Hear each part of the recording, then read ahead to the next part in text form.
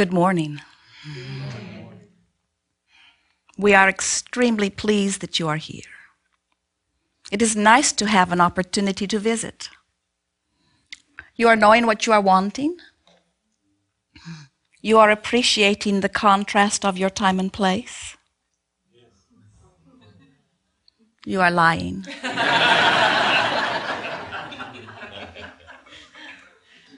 You forget we read your minds, or more importantly, your vibration.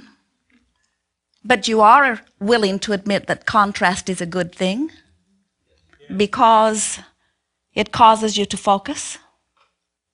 And focusing is creating. Yes, it is, you know. Even more than what you move around with action. You are the creator of your experience, and you create through focusing your thought. So when you are pondering, you are creating. When you are imagining, you are creating. When you are remembering, you are creating. When you are pretending, whenever you are focusing, whether it is past or present or future, you are creating. To understand that creating is really a three-step process, that the contrast helps you to give birth to step one, which is the birthing of a desire. And so contrast helps you do that, doesn't it? Don't you always know more clearly that you want more money when you don't have enough? Or that you want to be well when you don't feel so well?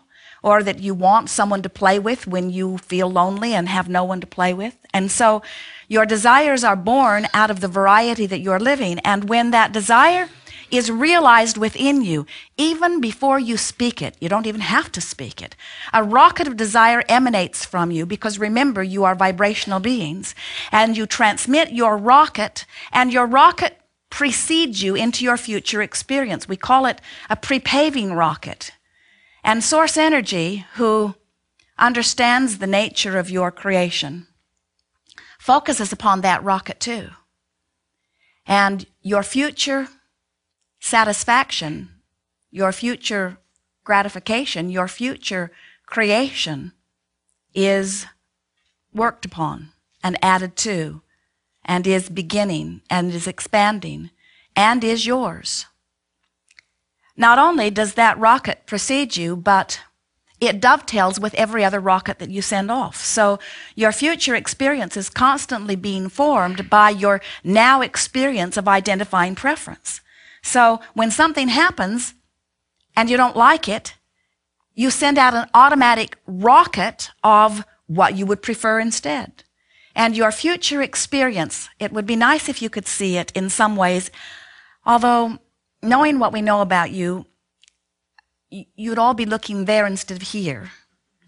And here is where all of your power is. And so we are really not wanting to turn your attention too much to this floodgate of well-being and source energy that is surrounding the nucleus of the desire that you have set forth. In other words, if you could see an aerial view as we see it, you would realize that your future experience is filled with all of the things that you have been launching into it.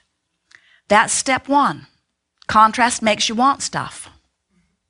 So you ask.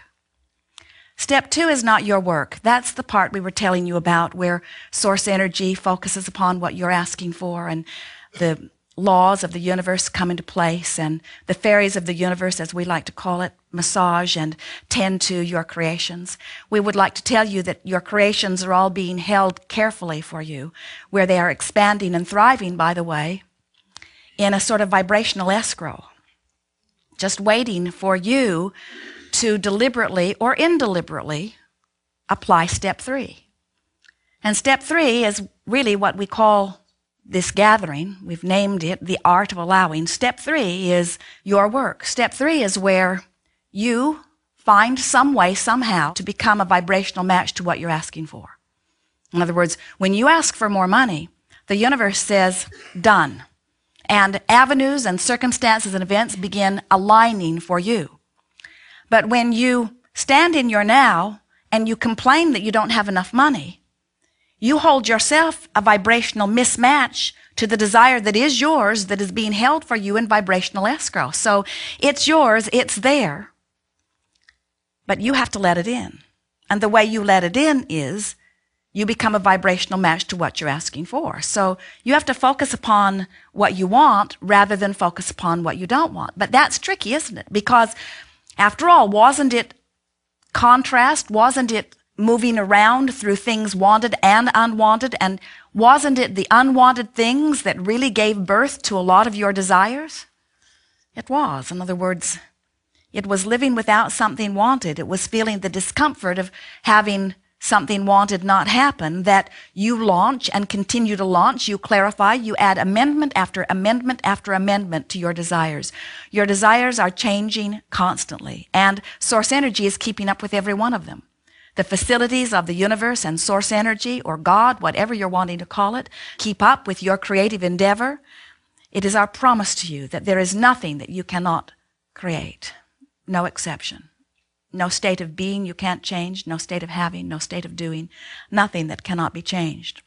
We would like you to catch a glimpse with us of your future experience, because it is full of all kinds of things that you've been asking for that you have not been letting in. So a gathering like this is really tailored toward helping you to find vibrational alignment with your source energy. And the way you find vibrational alignment with your source energy is by feeling your way there, by being aware of the emotional guidance system within you and realizing that because your source energy is pure positive energy, the heart of you is pure positive energy. You are liquid love. You are pure positive energy. You are resistant free. Do you get that? That there is allowing, which is full connection to who you are, and there is resistance or disallowing, and that on the allowing end it feels good, and on the disallowing end it feels not good.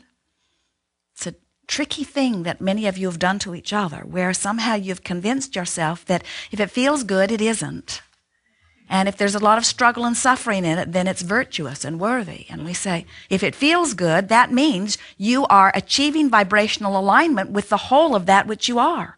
Negative emotion, that empty feeling of negative emotion, whether you call it fear or anger, the more severe it is, the emptier it feels. But can't you feel that it is the disallowing of who you really are that you are experiencing when you are in the midst of negative emotion?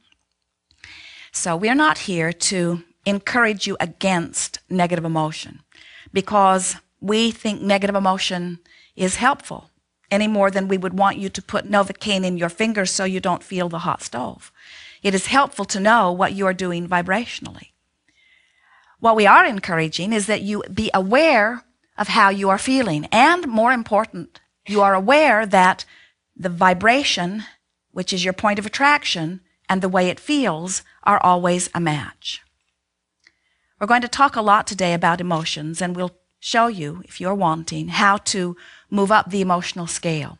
We want you to realize that you have the ability, no matter what's happening and no matter how you feel, to change the vibration.